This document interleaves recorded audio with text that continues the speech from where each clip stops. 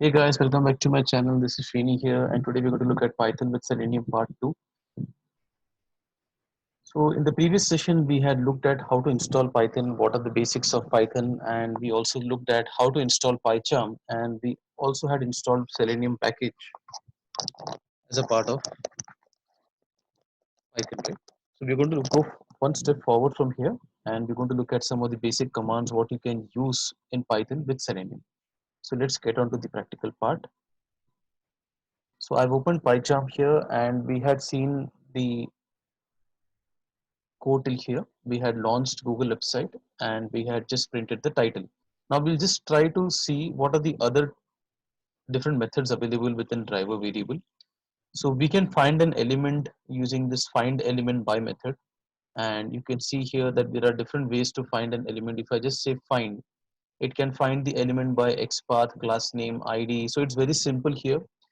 Rather than using multiple chaining of methods, here they have given a method name which will be indicating what is the type of locator you're trying to use, like XPath, ID, class name, CSS selector name, partial link text tag name, etc.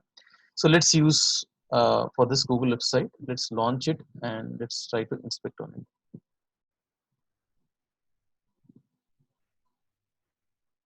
So I'm going to launch Chrome website here, right? And we're going to inspect this particular element for interacting with it.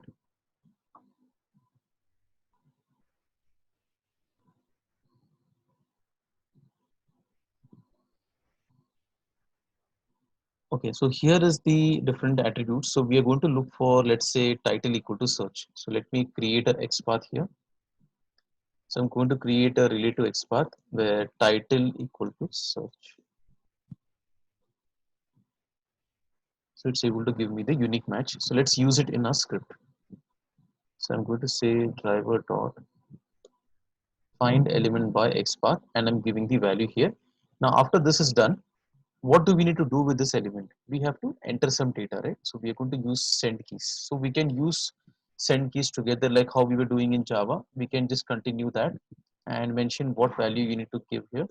So I'm going to say Java language, and there is no requirement of using semicolon here. So that's a good part in Python. We don't have to explicitly add a semicolon at the end. So it's just considering as per your code that this all belongs to one block of code, because if you see in Python we have a concept of indentation.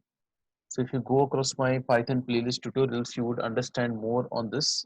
So whenever you are having all the statements belonging to a particular indentation, that would mean they are belonging to one category or a group. So these all lines of code are belonging to one group. And what do we need to do next now? So once we have entered the data, let's say I enter here Java programming language, right? So we get the first value shown. And if you see, we don't have the submit button getting shown here. So it will be hidden because of this drop down list appearing. So let me inspect the first value in this drop down. And let's say I wanted to click on it. So I have to inspect that. So this is belonging to a list box. If I just show you, this particular thing belongs to a list box, right? And I want to get the XPath of the first value. So how would I go about it? So I will take the class name for the list box. So I'll say at the rate class equal to this one. And I want to go inside the first list. So I'm saying li of 1 because there are multiple such lists present here. I'm going to take the first one. And of that, I'm going to take the first div. Now, if you see, I'm highlighting on the div.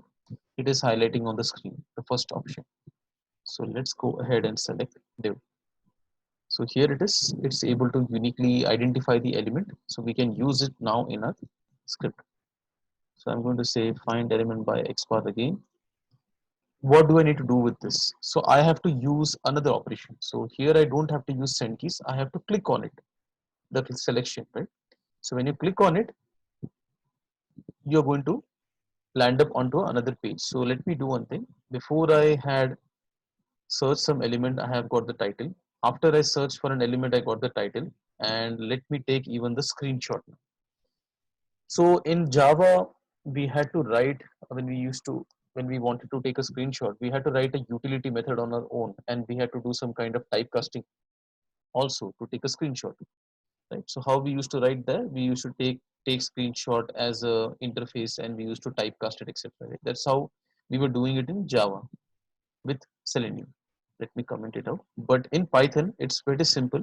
You just have to have using a direct method to take the screenshot. So if I say screenshot, it will show you all the options. See, I have an option here to save the screenshot, but I have to give the file name or the file path where it exactly it's going to be saved. So I'm going to give a file path here. So let me give the file path as this particular directory, right? This particular directory location. So if I just go for the directory path,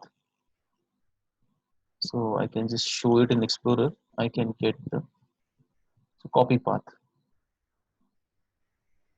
So here it is. So I have to add the escape character here, and I would be able to get the screenshot saved. So I am saving it in this particular location, and let me give it a name for the screenshot. Let me say Google search screenshot, right? .png. And that's it. After taking the screenshot, I'm going to quit the browser. So we'll just look at the simple program. So let's start running it. So let me run this program. Okay, it's launching the application.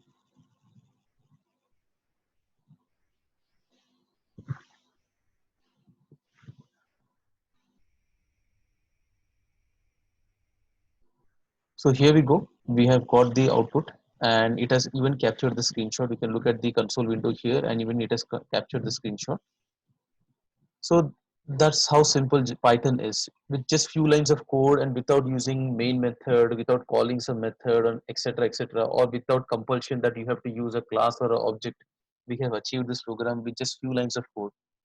And even in Python, we do have the concept of class, method, we have inheritance, exception handling, and all. You can look at my playlist in Python to get more details on that. We will be covering few bits and pieces of that when we cover Python with Selenium in our series. So don't worry about that. But I just wanted to highlight the difference here that without any kind of a process, like we have to use a class object, we are able to achieve our purpose here. So I hope you like today's session. In the next session, we are going to go further details on other driver methods and we'll be using class and methods as well, along with objects and constructors. So stay tuned and do watch my channel and do subscribe to it if you haven't done yet. Thank you so much.